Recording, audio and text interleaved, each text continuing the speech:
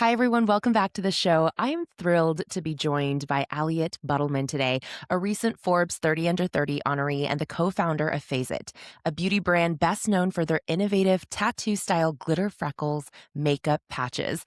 To kick off our series on amplifying your business through PR, today's case study dissects the viral media storm Fazit experienced when Taylor Swift wore their glitter freckles patch to a Chiefs game in October 2024, generating seven figures in sales in just 48 hours. More impressively, and more importantly, I would even say, we'll explore how Aliett and her co-founder Nina have sustained Fazit's exponential growth beyond a single viral moment. They've since launched their products in over 6,000 retail locations, and their business is on track to surpass $40 million in revenue. So, Aliett, welcome to the show. So excited to have you here. Thank you so much for having me, Ellen. I think we'll kick off with our signature question, which is, what is your Cubicle to CEO story? What was that catalyst that launched you into full-time entrepreneurship?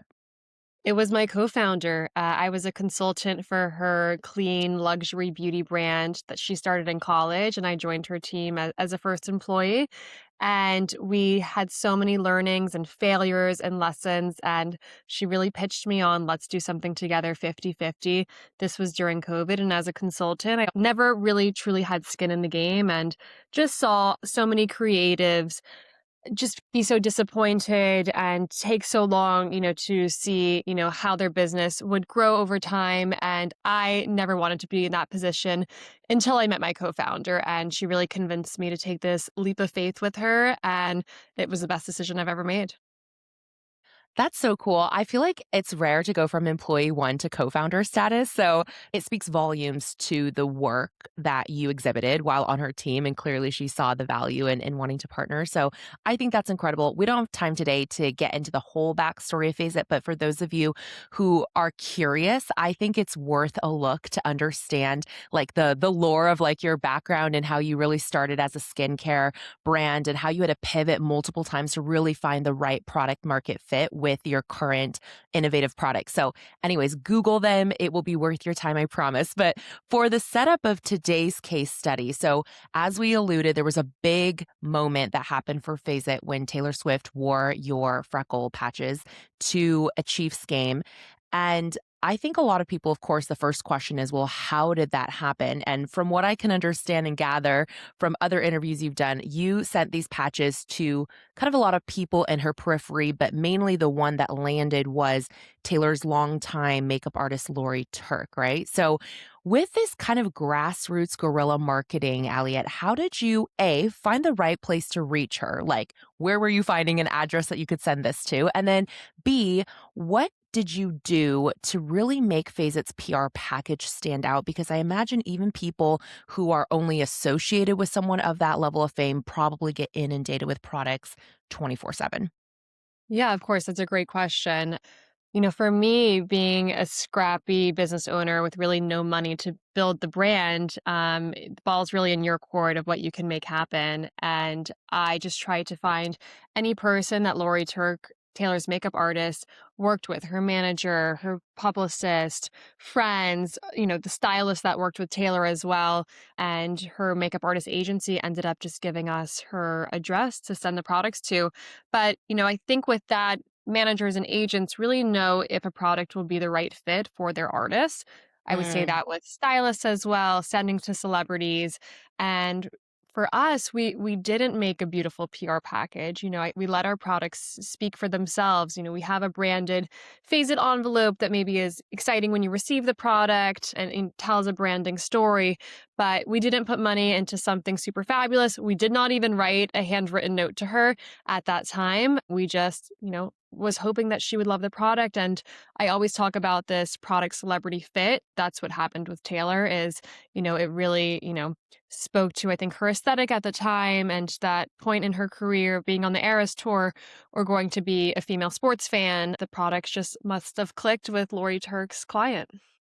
I love that. And in a way, it kind of almost, it's like not what you would expect, but it almost feels like the inverse, like not going, all out, trying to create this attention grabbing package might have also been a pattern interrupt? Because I'm sure most people do the opposite, but by doing the opposite, they kind of blend in with everybody else trying to really like grab that attention. And so yours might have even stood out just by being kind of on the simpler side and, like you said, letting the product speak for itself. So that's interesting. Once you sent out the product to Lori and her team, was there any follow-up process? Did you ever hear from them, or did literally Taylor's appearance at the Chiefs game just completely take you by surprise?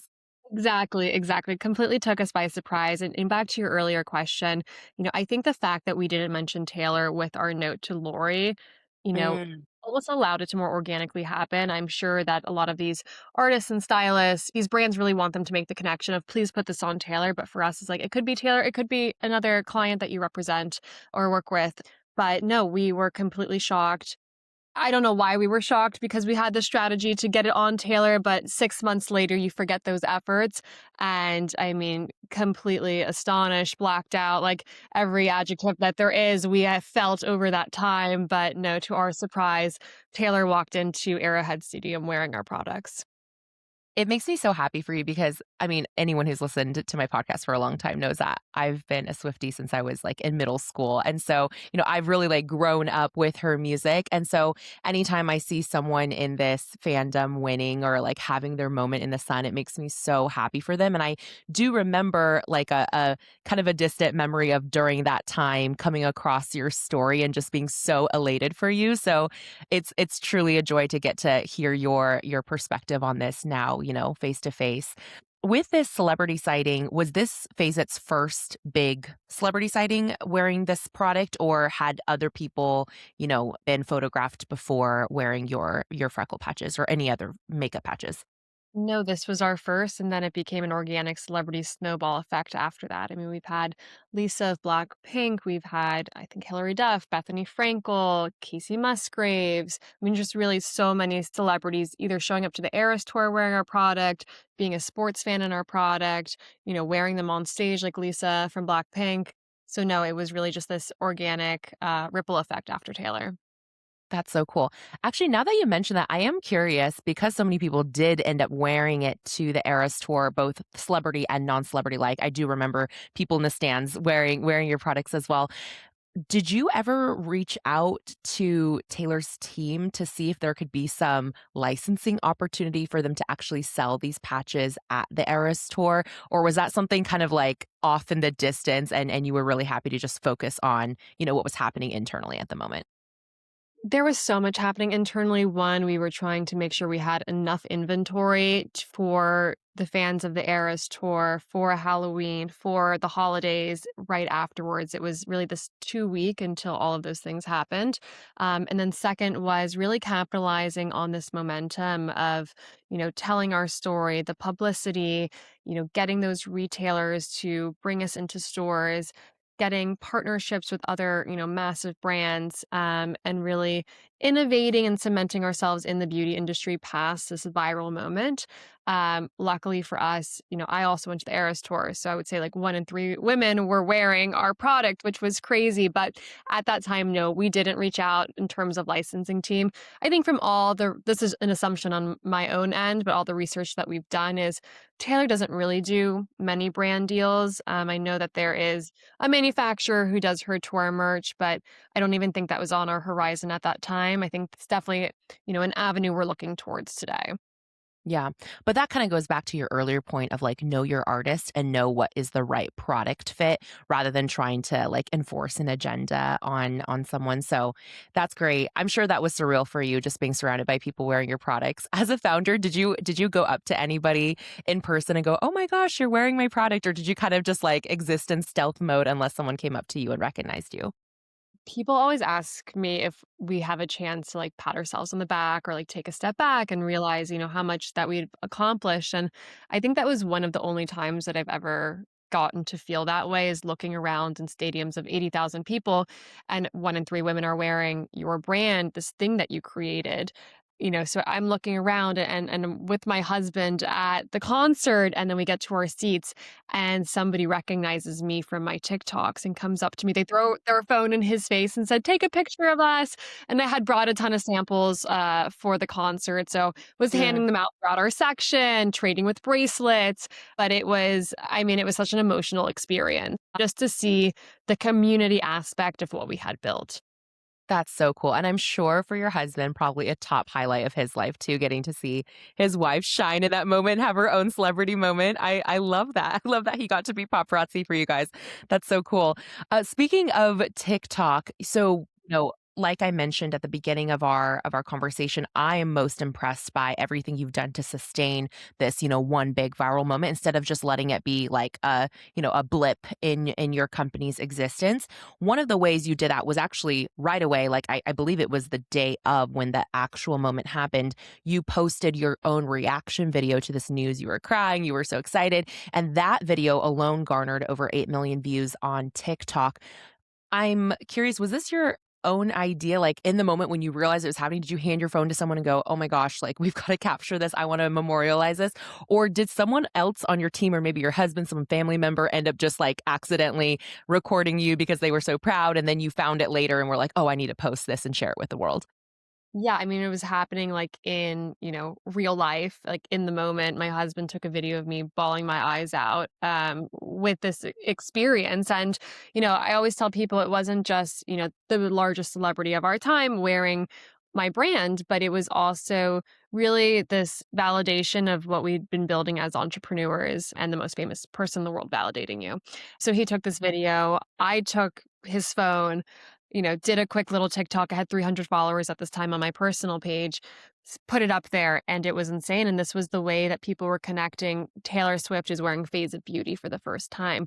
We didn't have a publicist, the journalists and media that were covering her in these like minutes of her wearing the product could not credit the brand because they didn't know what she was wearing. So it was really our job in those first few hours of we need to really be in control of the messaging through our own organic channels. And then the next day, I hired a publicist at 10 a.m. Oh my gosh. Smart move, smart move. It is kind of unprecedented, I'm sure, to deal with that many media hits and knowing how to respond best. So that was a wise decision. How else did you capitalize on the conversations surrounding your brand that were happening organically on social, not between, the press, but just everyday people tuning in and catching, bits and pieces? Like, especially, I'm thinking of forum based platforms like Reddit, Threads, X. Like, were you crawling and searching your keywords anywhere on these platforms and actually like jumping into threads and answering questions and engaging with first time people discovering your brand? Or did you kind of let those conversations just happen on their own apart from your interference? Yeah, in the first few hours of this all happening, I'm posting on TikTok, the brand account is posting, we don't have a publicist at this time. Journalists are writing about us. Literally everybody is writing about us. And I am contacting journalists and saying, you need to credit Phase of Beauty. I have my husband now on Reddit and on X, reaching out, to people who are trying to figure out what she's wearing. But the next day, a reminder, we're a team of two, my co-founder and I at this point, and then we had a subcontractor graphic designer who was doing a lot of our social media, who the next day we hired full time. So it was really three of us. So to be able to like be in those chats and be talking to community in the way you're suggesting, we didn't have time to do that. Like it was Yeah. really we need enough inventory. I need to secure a retail partner. We need to maximize sales on this. I need to make sure Amazon doesn't run out of inventory. And I need to make sure that we do not stop talking about this on our own channels with the most amount of reach that we have. The next morning, I'm in CBS news station in New York City talking Wow. about the next day, I have NBC Peacock in my living room doing a documentary on the Swift effect. So the media opportunities we were having with reach is what we were really focused on to really control the narrative of what phase it was putting out into the world. I was actually going to ask you about that later, but since you brought it up, that documentary, The Swift Effect, I surprisingly have actually not seen it yet, which is unusual for me. I feel like I know, I usually always watch anything surrounding, obviously, she's my favorite artist. But I was wondering, is that something that that came across your desk because, of the media firestorm that was happening and they just reached out and said, "Hey, we'd love to have you be part of this?" Or was this something that your publicist who you hired that next morning at 10 a.m. went out and proactively sought? No, I mean, she was handling all the inbound that was coming in. I don't think she was doing much pitching at those first few hours. Right. No, they got my cell phone number, the producers, and they were ringing my phone and like, "Who's this unknown caller?" And I answer, and they're like, we're from NBC Peacock. We're doing this documentary about called The Swift Effect and Taylor Swift's impact on your business." And I'm like, "I'm in hour 12 right now. I have no idea what the impact is." And it's funny Right. because 2 days into it, they came to interview me, and it was actually so difficult to answer the questions of her Yeah. impact because I was like, at the pinnacle of it right now. I mean, I couldn't like stop to reflect on like what this really means for us. And what was great is they filmed a season 2 in fall of 2025 that I actually could reflect on the last year of like this is what the last 12 months have meant for my business because of Taylor Swift. So interesting. Okay, I'll have to watch both parts, but you bring up a really great point, Elliot, and I'm sure you've heard of these kind of unfortunate stories too, where a small business, what is supposed to be like the best day of their lives, like they finally get this huge recognition that they deserve, but it actually ends up putting their business under because they're unprepared to deal with everything around it, but especially the product fulfillment piece. And so you had submitted, or someone on your team had submitted, that prior to this big moment happening, you had already kind of put some things in place to be able to meet a potential huge increase in demand. And it was, right? Like in those first 48 hours, like you said, it was literally a 3,500% increase in sales and website traffic. And so, first, how did you know to like preemptively prepare for something when you didn't know if or when some of these like original PR packages you sent out would ever amount to anything? And then B, once it did happen, like what were some of your first steps to really make sure that the inventory piece was managed? Yeah, no, that's a great question. For us, first, I like to say a lot of the media clicks that are out there are phase it overnight success with Taylor Swift. And if we were, this overnight success, we would be in that position that you just mentioned. We would have sold out, not have inventory. It would have been the best and worst day of our career because we had no product to sell. That wasn't the case for our team. We had experienced a few different viral moments from other creators, our own organic channels. Have always been a TikTok native brand, so our content consistently goes viral and we would see those surges. So we had that experience and laid the foundation of when X happens, we do Y. So we had inventory forecasted, and then there was a little bit of luck of we just hadn't placed our biggest manufacturing order to date, and it was coming days before Taylor posted. So, we had this backlog of inventory on its way. And then B is okay, I'm handling front end of the business of the messaging, the PR, maximizing this moment. My co-founder who handles the operational side of the business, she is calling our manufacturer, calling our distribution center and saying, "You need to double your size of your team right now and we need to place like an expedited order so we never run out of stock." And I try and reach out to any other founders and small businesses who have their own Taylor Swift moment and give them my 2 cents from our experience, which is To hear the rest of this episode and unlock weekly subscriber-only content and community access, join us as a premium subscriber at cubicletoceo.co/podcast. The link is below in our show notes.